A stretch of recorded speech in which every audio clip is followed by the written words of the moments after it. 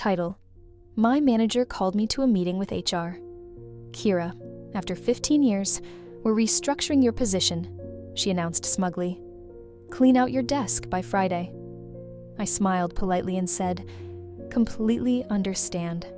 They had no idea how fun Monday would be. 15 years meant nothing to them. I sat there, hands folded neatly in my lap, while my manager, Karen, read her lines off a printed sheet. We value your contributions over the years, Kira, but the company is moving in a new direction. We're restructuring your position. I recognized the tone, the empty corporate sympathy, the fake sadness in her eyes. It wasn't personal, they would say. It was business. Even though I spent 15 years building their systems from scratch, even though I worked overtime without extra pay, even though I covered for incompetent managers like Karen while she climbed the ladder on other people's backs. I smiled. A calm, patient smile. Completely understand, I said softly. Karen looked a little thrown off. Maybe she expected tears, begging, anger. Not this. Not quiet, deliberate acceptance. She straightened, smugness settling deeper into her face like a mask she thought she'd earned. Clean out your desk by Friday, she said, with just a little too much satisfaction. HR nodded along robotically. Scripted sympathy. We'll provide you with a modest severance package, they added. We'll even write you a letter of recommendation if needed. I nodded again. Still calm, still smiling. That won't be necessary, I said, because I didn't need their letter. I already had something far more powerful. After the meeting, I walked back to my desk like nothing happened, packed a few small things into a box, left the picture frames and awards behind. Symbols meant nothing now. What mattered was the plan I'd been quietly perfecting for the last 6 months, because Karen wasn't just an incompetent boss. She was a thief, and she left fingerprints everywhere. You shouldn't steal. When the accountant is watching. 6 months ago, I started noticing irregularities. Small things at first. A missing line item here, a strange reimbursement there, payments to vendors that didn't seem to exist. I wasn't in finance, officially. But after 15 years, I understood the back end of this company better than anyone. And Karen? Karen was sloppy. She thought because I was loyal, because I was one of the quiet ones, she didn't have to hide her tracks too well. Big mistake. Huge. Step 2. Build the case over months. I built a private file. Every forged signature. Every fake invoice. Every payment that somehow ended up benefiting Karen's brother's consulting firm. A firm that, by the way, had no website, no employees, no tax records. I documented everything. Screenshots, internal emails, hard copies printed and locked away at home. I didn't say a word. Not to my coworkers, not to my friends, not to HR, because HR didn't work for me. They worked for the company. I waited. I smiled. Took my overtime quietly. Listened to Karen's fake praise. Kira, you're such a team player. Kira, I don't know what we'd do without you. And now that same Karen sat smugly in her glass office, thinking she'd just cleaned house. Step 3. Choose the right weapon. I didn't plan to sue for wrongful termination. That's small thinking. I planned to dismantle her. I reviewed my evidence file that night. Email trails linking Karen directly to financial fraud. Time-stamped internal messages proving she ordered falsifications. Bank transfer records tying her to shell accounts. I even had video footage. Security logs from when she accessed systems outside authorized hours. She wasn't just guilty. She was dead in the water. The only question was how much damage I wanted to inflict. I smiled as I made my choice. All of it. Monday morning massacre.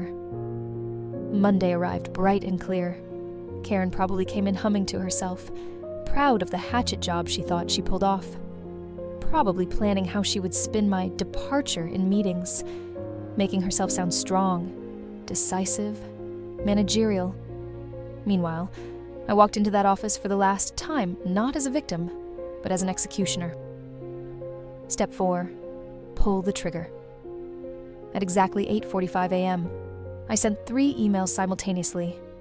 1 to the board of directors, 1 to the chief financial officer, 1 to an outside investigative journalist who specialized in corporate fraud. Each email contained a neat, professional package. A detailed timeline of Karen's fraudulent activities. Hard evidence attached. The paper trail no PR team could spin. A brief, polite note summarizing the crimes committed under Karen's watch. Subject line: urgent. Financial misconduct by department manager. Supporting documentation attached. Step 5. Watch the bomb detonate. It took 20 minutes. 20. At exactly 9:05 a.m., Karen's glass office door slammed shut as 2 men from internal audit stormed in. Within 5 minutes, HR was called upstairs. Within 10, security was standing outside her office, stone-faced, arms crossed. I stood by the elevator, box in hand, pretending to adjust the strap on my bag.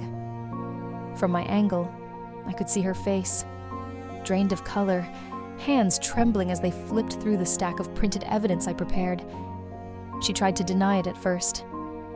I could tell by the furious hand gestures, the desperate way she pointed at the door like she still had authority. But evidence doesn't negotiate. It doesn't care about fake smiles. It doesn't forget like weak managers hope it will. Evidence just crushes.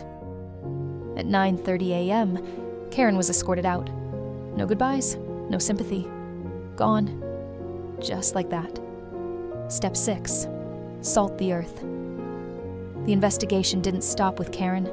No, the board knew better. They launched a full audit. Every department she touched, every vendor she approved, every dollar she signed off on. Her brother, subpoenaed. Her fake consulting company, shut down. Karen wasn't just fired. She was facing charges: embezzlement, fraud, conspiracy, a career, a reputation, a life, shredded into confetti. And me? I was long gone. Out the door before noon, clean and smiling. Severance still in my bank account, untouched and fully paid, because they couldn't afford a lawsuit from someone who'd just saved them millions by exposing internal theft. Rebuilding without chains. By the time most people were finishing their Monday lunches, I was halfway across town at my favorite coffee shop, sipping an espresso and browsing job offers on my laptop. Because the minute Karen was exposed, word spread fast. And not just internally. Step 7. Rise without regret. You see, exposing corruption doesn't make you a pariah. It makes you a damn legend, especially to companies who value honesty, but don't know where to find it. The first offer came in before I even refreshed my inbox. A startup, backed by serious investors, offering a leadership role with full creative control and a signing bonus bigger than my last year's salary. Then another, a mid-sized corporation with a bulletproof reputation, asking me to come in and help us avoid the mistakes others made. Funny how fast things turn around when you burn the right bridges. I picked the startup. Young, hungry, honest. Exactly the kind of place where loyalty and results mattered more than kissing the right ass. Step 8. Rewrite the story. I didn't just rebuild. I designed a life Karen couldn't even dream of. A beautiful new condo with a skyline view. Vacations when I chose, not when a boss begrudgingly approved. Respect in every room I entered, earned the right way. Meanwhile, Karen's life unraveled publicly.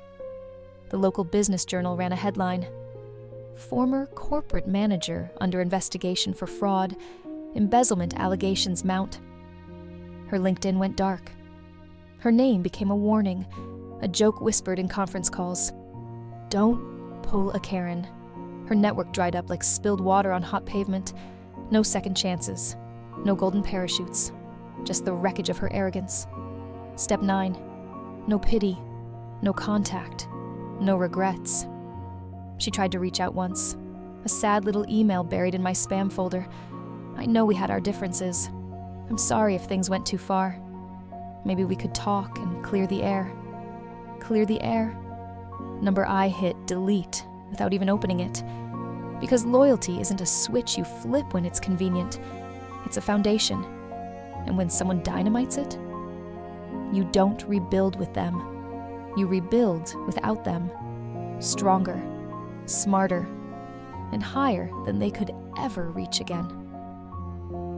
You are not alone, and you are so much stronger than you think. Tap that subscribe button to join Twisted Justice, where we share tales that heal, inspire, and remind you that even the deepest heartbreak can lead to the most beautiful new beginning. Share this with someone who needs a reminder that revenge isn't always about getting even. Sometimes it's just about getting better.